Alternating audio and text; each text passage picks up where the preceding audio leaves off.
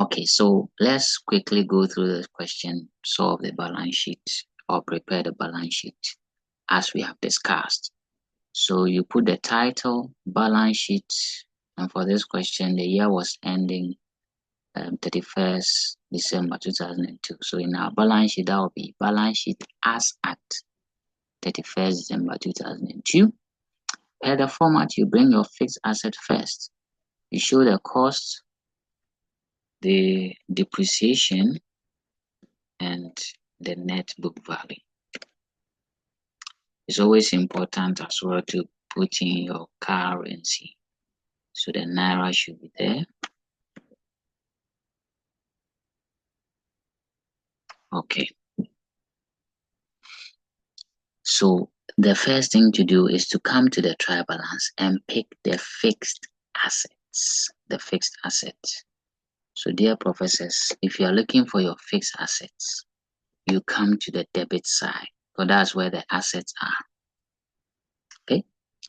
The first one here is stock at 1st January. That's even opening stock, and it cannot be an asset. It's the closing stock, which is an asset. Even at that, it is a current asset.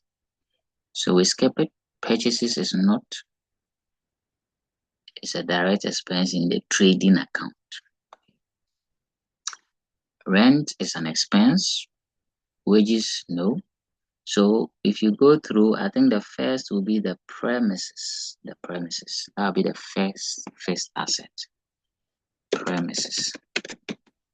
Bring in that one. The cost is 9,000, right?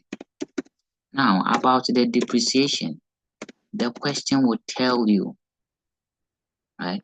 So let's go to the question and see if they told us of any depreciation. And the answer is no, there's no depreciation here on premises. So that will be dash or empty. Hence our net book value would also be 9,000. Okay. Then the next one,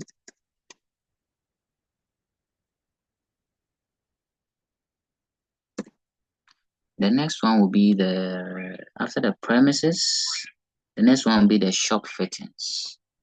Shop fittings. That also has a cost of 8,000. That one too has no depreciation. As a matter of fact, this question has no depreciation, right? So we just, now if we go through, these are the only two fixed assets we have. There's no goodwill, there's no plant and machine, there's no land and building. Okay, so these are fixed assets. So let's get the total. So that'll be the total fixed assets. I think that'll be 17,000. But most of the times you have to also complete this part with the total of the cost, the total of the depreciation. But for this particular question, since there is no depreciation, let's maintain with the net book value and move on. So this is how you present your fixed asset. Very simple. Then you move on to your current assets. Current assets. Current assets, as we saw in the format. For the current asset, you remember we mentioned stock, which is your closing stock, your debtors, your prepaid expense, your accrued income, your bank, and your cash.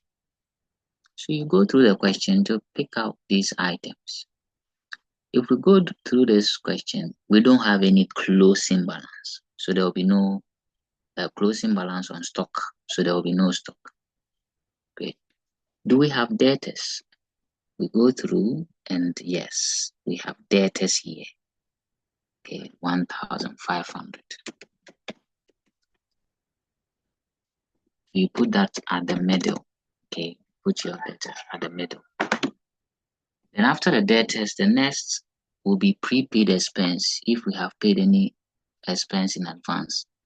I'm not sure we have any prepaid expense. There's no prepaid in this things I'm seeing here.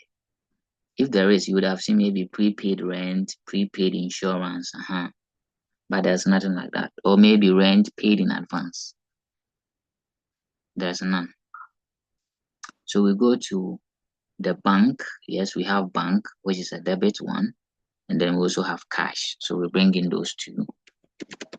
Bank, which is 2,050, and then cash, which is 1,150. Okay. So again, these are all your current assets. You get the total. So total current assets.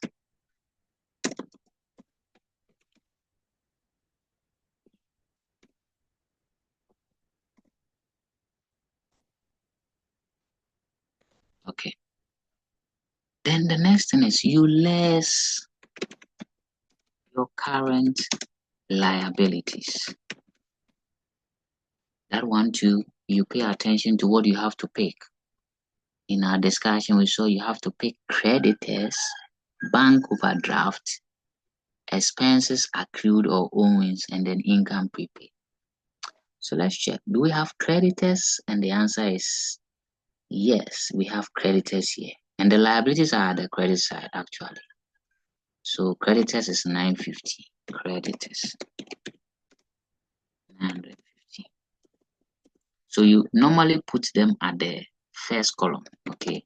If it is 2 or more, then the total will come under the current asset. So after the creditors, we ask ourselves, do we have bank overdrafts? Any bank at the credit side? The answer is no. The bank in this question is a debit one, an asset, right? Then expenses owing and income received in advance. No, the items are the credits, none of them fits. So our liabilities, current liabilities, only the creditors, right? So let's get the total current liabilities. And that would be the creditors of 950, okay? So the total will come under the total current assets for us to less and arrive at the working capital. Working capital. So you see the working capital will now come to the last column under the fixed asset. So let's get that figure. That's 4,700 current asset minus 950 current liabilities. We get 3,750. Then we add it to the fixed asset 17,000. I think that will give us 20,750. And that is what you call the net total assets. And you underline that figure twice, okay, as your total. So I think my professors appreciate. Any question up to this point? Any question? Okay, then let's finish the balance sheet up with the financed by. And as we saw, you begin with capital. So you put the capital at the last column. So let's check the question for our capital. Here it is, 11,130. Then per the format, we saw you have to add the net profit you had. Okay. You remember we used the information to get our net profit. So we add net profit. So let's go and pick that figure up there. We had a net profit of 620, right? So we add it.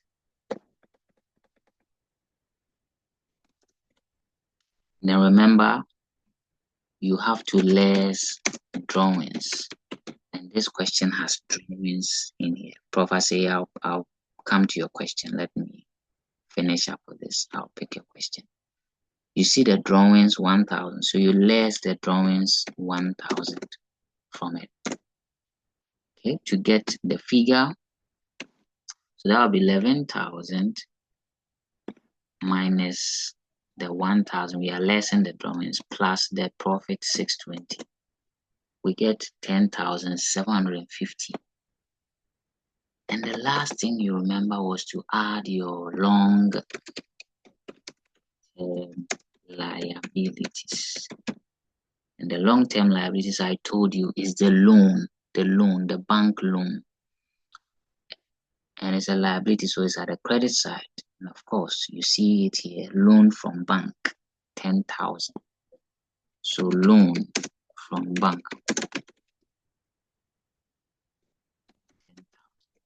And when you add it to that capital, you get 20,750.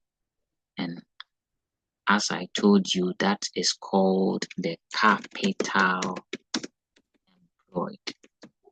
Okay, which is equal to our net total asset. So it means our balance sheet has balanced, or we have done the right thing. Okay. So, Professor, you can now ask your question, and then maybe I'll go over a few points. Mr. Amma, please, I wanted to ask that. This is a question then the trader make like the trading and profit loss account and the balance sheet, and yes. So when they give you the three, right, which one are you supposed to make first before you come and make the other two? Like in which order are you supposed to do the Okay. work? Yes, I get your question. So, in principle, actually, you can do the balance sheet before doing the trading account and profit and loss account. It is possible, because you see, in the balance sheet, the only thing you would need will be your net profit, which is possible if you have prepared your trading account and profit and loss account. So some students do the balance sheet and they leave one line for the profit section, so that when they go and prepare the trading account and they come and fix it. Now, this is what I would tell you to do. Prepare your trading account first. Prepare your profit and loss account second.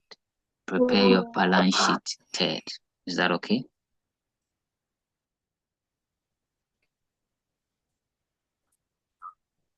Great. Please, can you repeat yourself? Yeah. So I'm saying, for me as your teacher, I recommend that you prepare your trading account first, followed by your profit and loss account, and then finally your balance sheet. Okay, thank you. If you become a master of it, then you can decide to prepare your balance sheet first before you, but that will mean that when you get to the net profit section, you will still have to go and get your net profit from your profit and loss account. So why not save yourself the stress and do your trading profit and loss account and balance sheet? But again, under exams conditions, okay, some students might be struggling with the trading account and profit and loss account, but maybe they could do the balance sheet very well. If that happens, then of course you can do your balance sheet, okay, and maybe the only marks you lose is the net profit section. So some students, you see, under exams conditions, you have to be smart. If you look at the question and you feel that, oh, I can do the balance sheet well, but maybe the profit and loss account, I'll have issues, then don't sit down and say, I don't know. Okay, go and do the balance sheet. Okay, so under exams conditions, you do what you can do before you attempt those that you cannot do. So that's also a little bit of caution I'm giving to you. Thank you. Any other questions? Ashley, you have a question? No. Okay, great. So my dear professors, it is important, number one, for you to appreciate the format. You need to know the format, how you are going to arrange the items. So I beg you, practice this over and over. The video is there. I think I haven't shared the notes with you, my bad. I will share the notes right now. Let me on the page, so that you can also open the page and find the full complement of the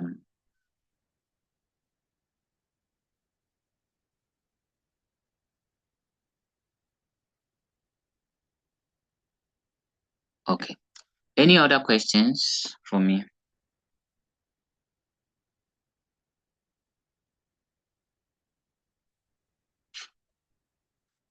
Any questions from Aseye, Sandra, Frank, Ashley? No. So dear professors, I think I'll end discussions here.